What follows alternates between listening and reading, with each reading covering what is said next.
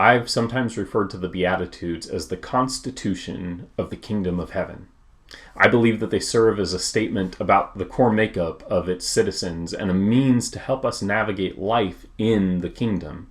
I think most of us would look at the first 7 and feel really good about a kingdom that is founded on these principles. Yes, they're wildly different than the ethic of this world, but they're all generally held as good, even in non-Christian circles, if not in practice, at least in word. But then there's the last 2, and these we struggle with. Blessed are those who are persecuted for righteousness' sake, for theirs is the kingdom of heaven. Blessed are you when others revile you and persecute you and utter all kinds of evil against you falsely on my account.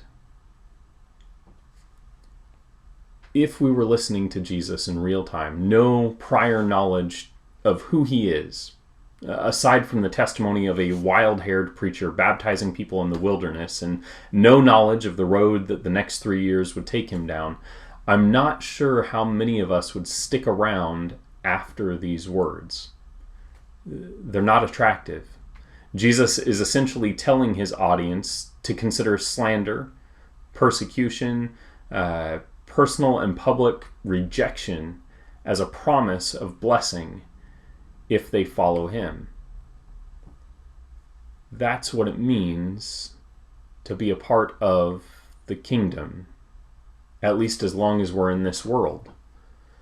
Jesus is unapologetic for the reality of how the world will respond to his followers, and he explains why this isn't a nonsensical statement in verse 12. He says this, "Rejoice and be glad, for your reward is great in heaven. For so they persecuted the prophets who were before you." Jesus' followers being rejected for their allegiance to him isn't a sign that they're on the wrong path. In fact, Jesus tells us that it points to everything that the world stands against if we live in the way that God calls us to live. He points to those who have served God prophetically before and found the radical message of God to lead to personal trouble.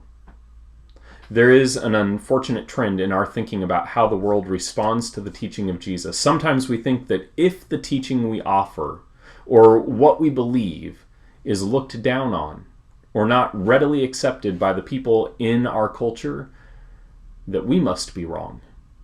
But the message of the Beatitudes is this: you can look at the qualities of the kingdom of heaven and see how unlike the world they are.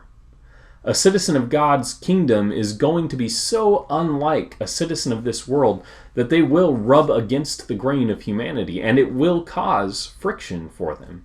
Living like a child of the kingdom will ruffle feathers, unsettle thinking, and quite likely lead to rejection. But the world has lived unlike God's kingdom. That's the world that we have experienced. It's been that way since virtually the beginning of time. And we can look around and see the darkness, the brokenness that the way of the world has achieved. The pursuit of the way that mends the world, that mends people's hearts, should be something worth pursuing, even if it means personal rejection. I've often taken the Beatitudes and used them as a blessing for high schoolers getting ready to graduate, and I want to share that with you today. May God bless you. May he make you poor in spirit, so his spirit may dwell in you and you in his kingdom. May he teach you when to mourn, so that you might know the comfort of God. May he build up in you a burning thirst and an insatiable hunger for righteousness, so that you might find satisfaction in him. May he make you merciful, so you might receive mercy. May he purify your heart, so that you may know and see the heart of God. May he teach you to make peace, so that you might know the peace of being his child. May he remind you of your place in his kingdom, so that you might stand firm in the face of trial. And may he give you cause to rejoice when the world thinks your hope is foolishness and mocks him. I love you, and I pray this blessing for you today.